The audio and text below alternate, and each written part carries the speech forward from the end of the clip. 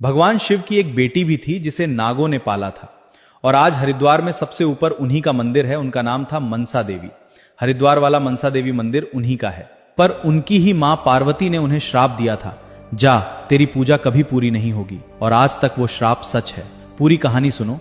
देवी भागवत पुराण के अनुसार एक बार भगवान शिव कैलाश पर गहरे ध्यान में बैठे थे। उनके मन में सृष्टि का विचार आया। उसी मन की ऊर्जा से एक बहुत सुंदर कन्या प्रकट हुई। क्योंकि वो शिव जी के मन से प्रकट हुई थी, इसलिए उनका नाम पड़ा मनसा। मनसा का मतलब होता है मन की इच्छा से जन्मी। शिव जी तो ध्यान में थे, तो इस बच्ची को पाला किसने? नागों के राजा वासुकी ने।